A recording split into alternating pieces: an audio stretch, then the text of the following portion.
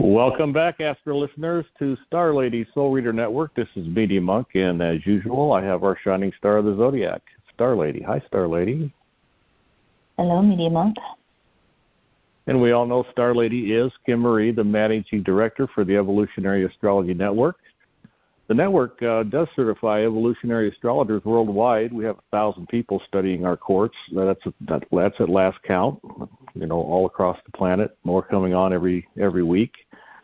By the way, you can get that EA course now just by going to our EA course page. Take a look at the options to get the materials and also possible certification. Certification is not required to take the course. You can simply decide that at a later date. So here we are, Star Lady. It's a new moon of Cancer. We've got an ingress and some things to talk about, so I'll turn it over to you. All right. Thank you, Media Monk. Hello, everybody. We are recording this on the new moon of Cancer, which is taking place July 5th at 14.5 degrees Cancer, and with a Venus conjunction and some nice trines from Saturn retrograde in Pisces. This is a bit of a light forecast for us. We have some inner planets changing signs. Otherwise, it's kind of a little bit ho-hum as I was doing my prep. New moon of Cancer, I'll repeat that mantra for you. Evolve emotionally with self-responsibility. Evolve emotionally with self-responsibility. And so, what is going on in your world emotionally, and how are you having to evolve and deal with it? I'm going to talk about these few inner planets changing signs, and then I'll come back to that new moon in Cancer on a more collective level for us. Hard to ignore the elephant that's in the room right now, or as a joke it's been, hard to ignore the donkey in the room. So the inner planet changes that we have going on is Venus is going to move into Leo from July 11th through August 4th. Venus is leading the way with the inner planets. And by the way, my apologies, I just saw my note, the heliacal risings of Venus and Mercury, and I did not remember to look that up. So watch your evening skies, and then you'll know it when you see it. Ha, ha, ha.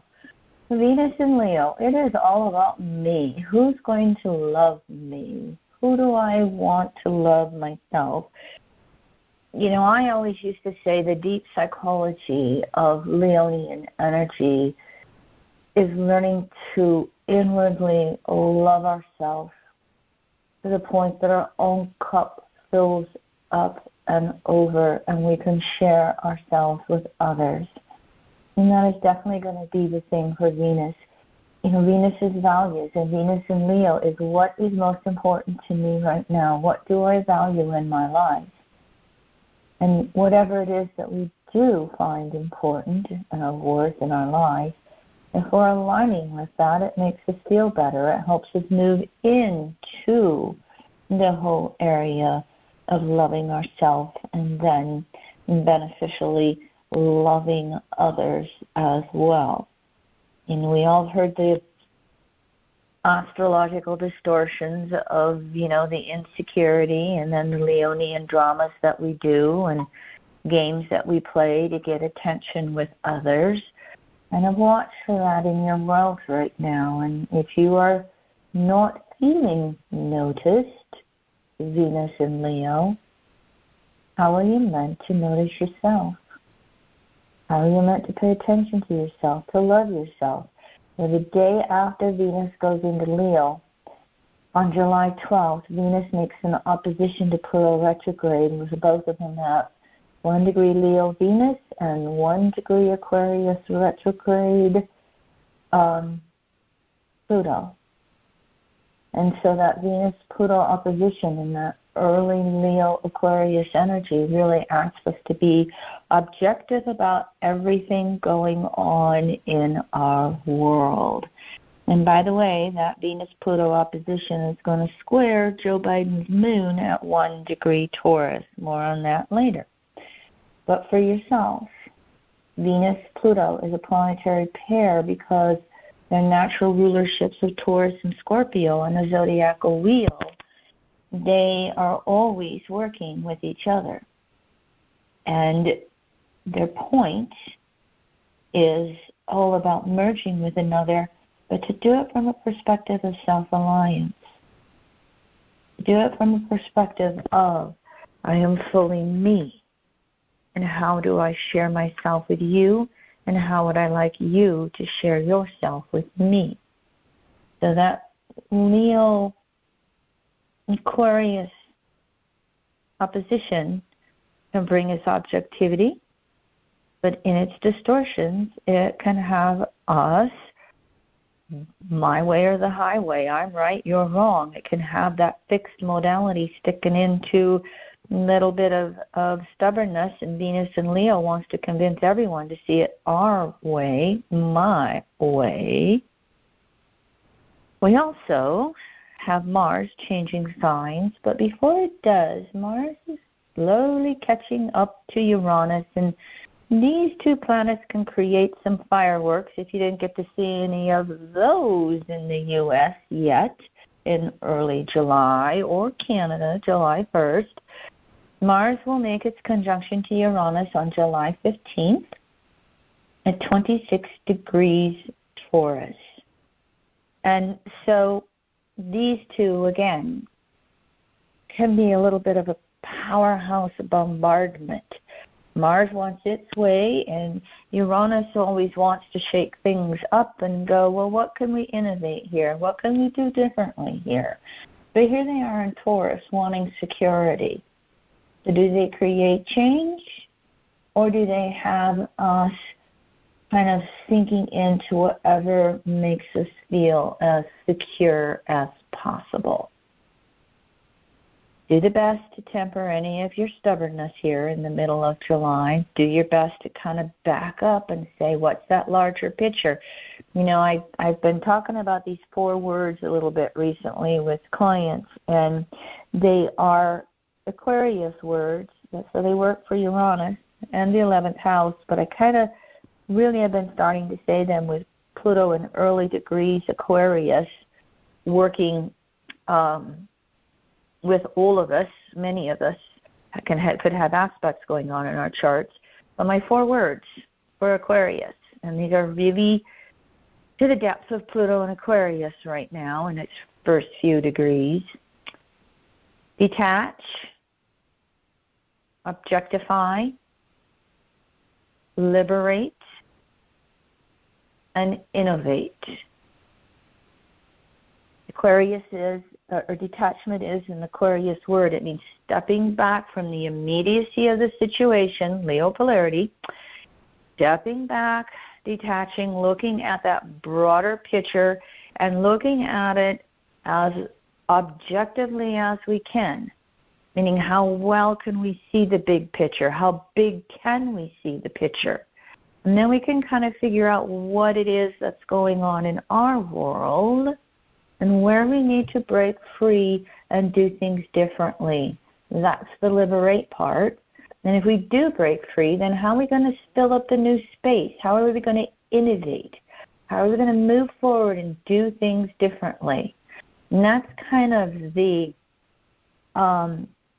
eruptions that Aquarius makes along with Uranus in the 11th house. Detach, objectify, liberate, innovate. And as we all have Pluto in the early degrees Aquarius in our chart, where is that happening in your chart? And that's where you are having to make the changes in your world by the house that Pluto and Aquarius is in, and by any aspects it may be making in those early degrees. And so Uranus, the old ruler of Scorpio, planetary pair conscious desires with Pluto's unconscious desires of the soul, that Uranus, or that Mars conjunction to Uranus, sorry, I meant Mars earlier if I didn't say that, it can maybe create the cataclysm in your world that goes, oh, this is where I need to just really take a bigger look at things in my life, and where am I stuck to worse? Where do I need to change? What are my choices? Uranus is going to move on after that a few days later, and July 20th, it is going to move into Gemini. Mars is going to be in Gemini July 20th through September 4th. And by the way, Mars is going to join all those inner planets in Gemini. It's going to join Jupiter in Gemini. But I just want to say that Mars is going to move into Cancer and then Leo. And Mars is going to, I'm flipping through my forecasting here to try and see if I can give you a date. Mars is going to have a retrograde in Leo, Cancer. And when Mars goes retrograde, if it's in one sign, it takes about 7 months with retrograde to move through that sign. It's going to be retrograde in Leo, Cancer. So if I'm remembering my astrology correctly, it means Mars is going to be in Cancer and Leo for 9 months here coming up. So back to Mars in Gemini. We've been starting to get, a bit of awareness of this Gemini energy with Jupiter in Gemini. They gather information with intuitive searching is the Gemini mantra. And so what Mars can do, especially after it has that conjunction to Uranus, is it can really get some aha moments of how our desires are evolving, how we are wanting to move forward and change things in our world. And Mars in Gemini can go into action. Following Venus, it's following Mercury, it's following the Sun. Catches up to Jupiter. Mars conjuncts Jupiter August 14th at about 17 Gemini. But again, we've had this information coming at us and bombarding us. What are the choices with the duality of Gemini, or sometimes even the multiple choices of Gemini? How is Mars going to spur us on to action for the next month and a half, July 20 through September 4th? And that's where we can gain the most of our activity. Because when Mars slows down and goes into Cancer early September, it's an uncomfortable spot for Mars. We become a little emotionally all over the place, and Mars can act out on those emotions. And you want to take this Mars in Gemini as best as you can and just go, how do I think clearly? How do I ponder this? What do I want to say? What do I want to do? What are my best choices for me?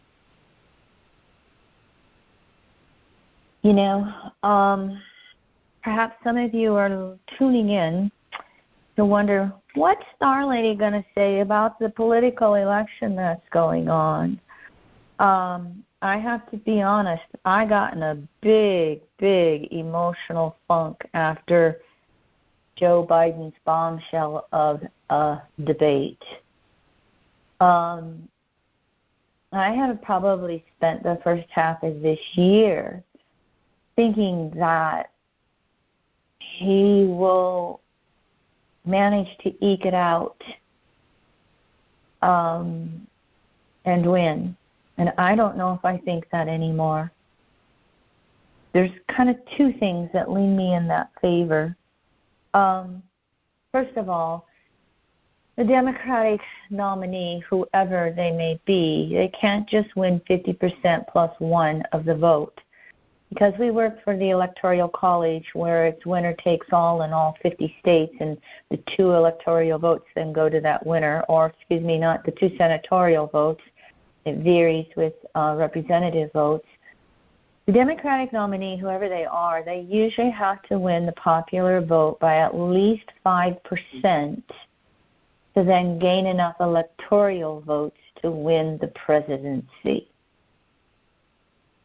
from that one figure and from what happened with Saturn and Neptune turning stationary retrograde in Pisces right during and after that presidential debate, I just don't know that Joe Biden's going to be able to pull ahead.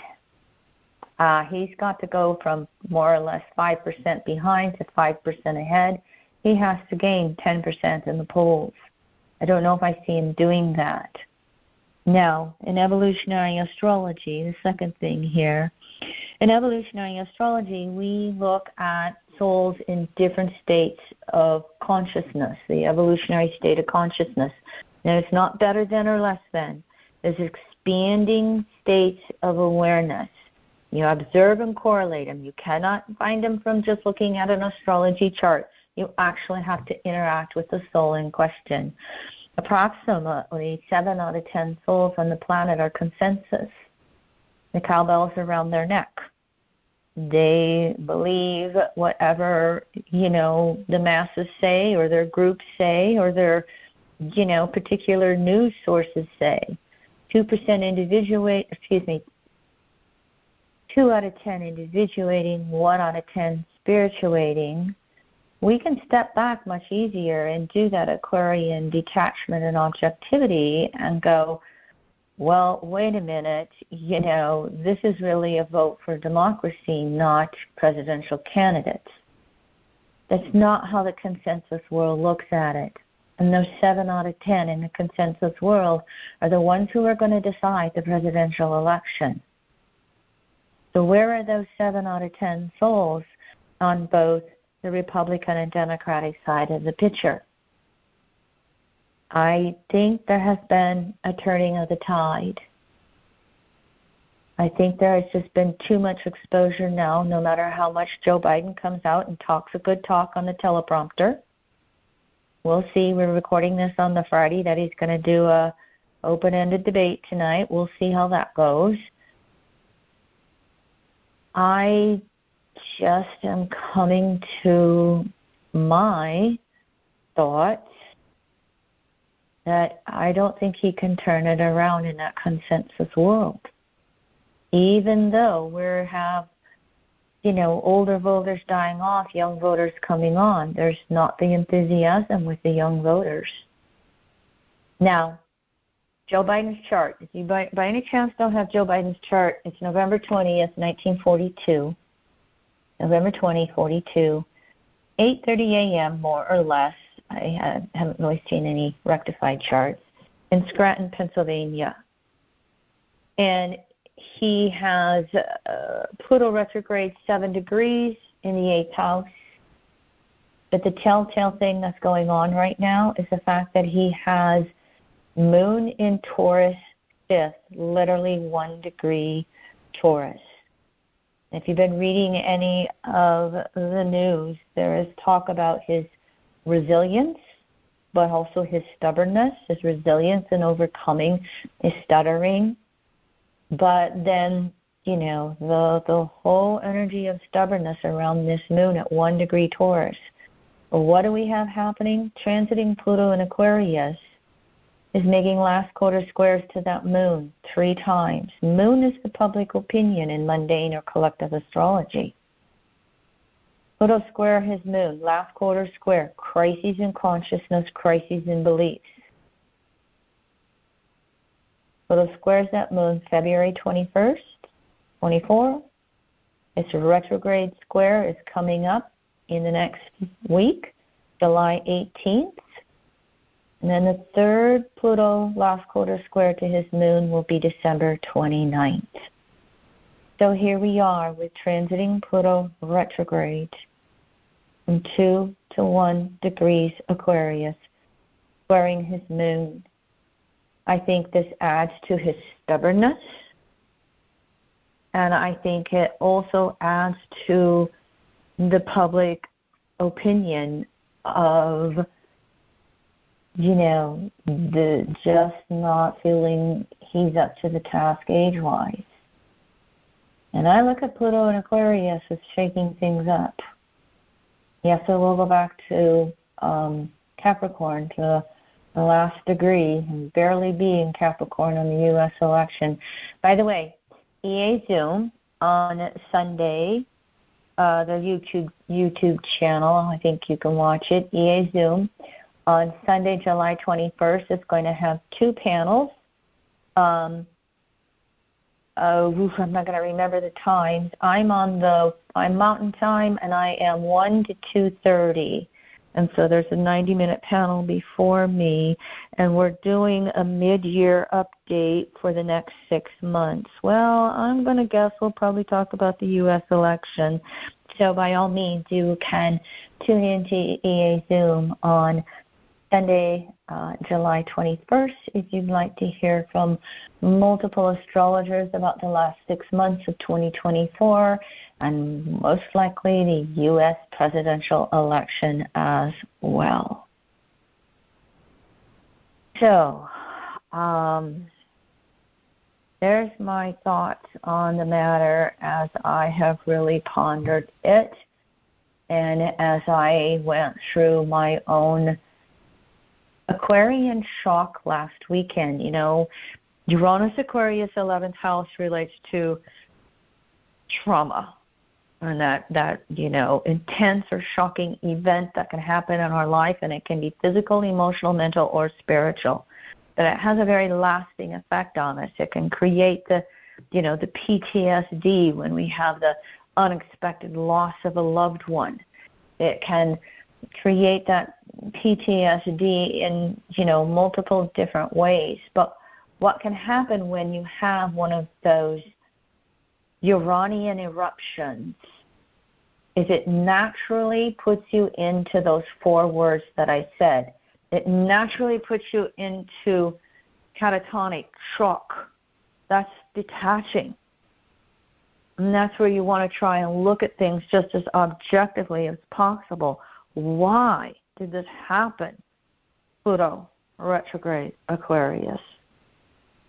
What we have a tendency to do as all souls in all evolutionary states of consciousness is we have a tendency to cling to our past. Doesn't matter how dysfunctional it may be, it represents security versus the unknown future, which is insecure. So it gets a little hard to do the 3rd and 4th words, which are liberate and innovate. And we can see right now, looking at this from the perspective of Joe Biden, he pulled in the trenches. He's not objectifying what's going on. He's personalizing it. Naturally so. And then, hey, by the way,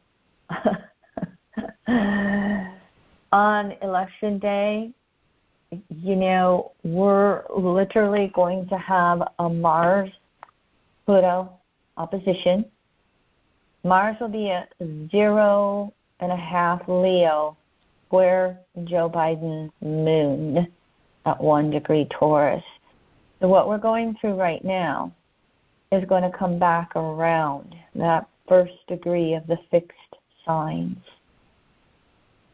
I just don't know that he can overcome this and come back.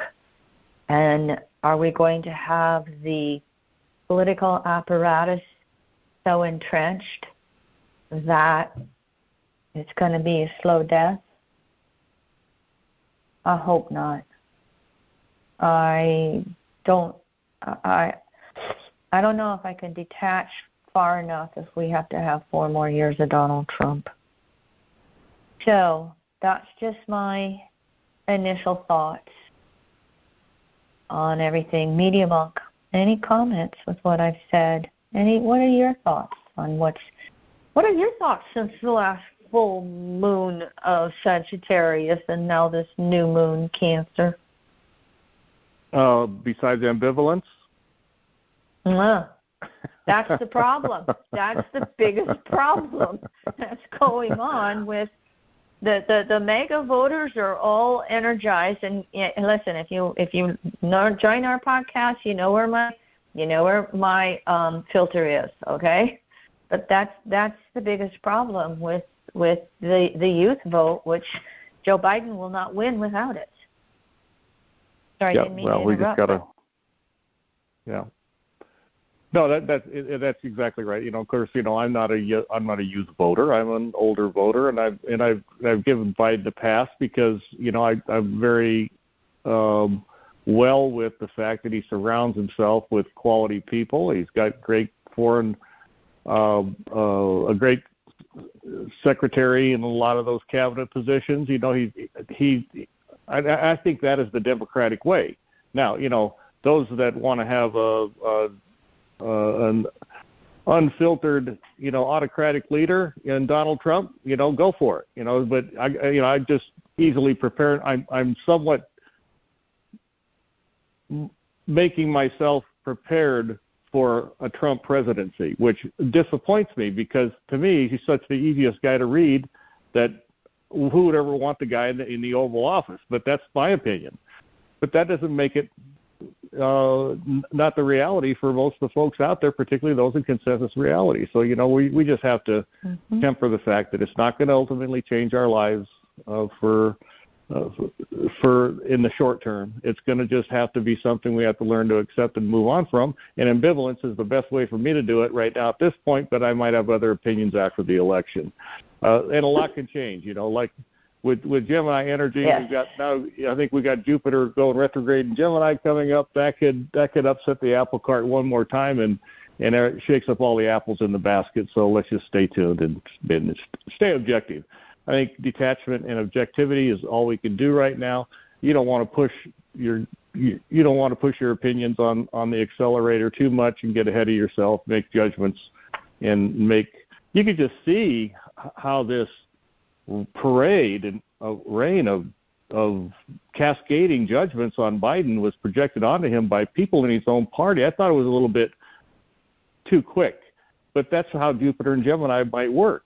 Certainly does work. So I just think you need to kind of stay the course and be objective. Well, Media Monk, you have to realize that this didn't come out of the blue. It's now being spoken out of the blue, Jupiter, Gemini, but there have been, poll after poll after poll for the last 2 years. Nobody in their own. Yeah, exactly. They're not excited about him, and now they're less excited. And I agree with you. I think what he has done in 4 years is more progressive than any president since FDR, right? And I do think certainly. He has an excellent team around him, but that has to translate into votes, and it's not. Right, I've been deferent to our old octogenarian president for the last 2 years. I've been deferring to him as more of the the fellow leading the pack, and he's got a good pack. Well, now that's shifted a little bit, and you don't know. I don't think anybody knows what the outcome is going to be of this election. So I'm just choosing to again detach and objectify. Yeah, stay tuned. There's a couple of things in Donald Trump's chart that are going to shake things up because when Jupiter in Gemini goes retrograde in early October, it's going to, go back over that his North Node in Gemini, his Uranus in Gemini. It's going to oppose his Moon in Sag. So there could be some surprises with him, but everybody's so numb to him, I don't know if those will make a difference. Anyway, not to go too far down the rabbit hole. Thank you for listening.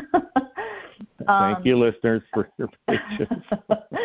I will say if you want to see their charts, want to listen to a few astrologers talk about their charts, July 21st, the EA Zoom YouTube channel will have 2 panels, and in Mountain Time Zone, I'm participating from 1 to 2:30. So thank you, everyone, for letting me share my thoughts. And thanks for tuning in again to the Star Lady Soul Reader Network. On behalf of Star Lady, this is Media Monk, and continue to move with joy and lots of passion on this never-ending journey to the core of our souls.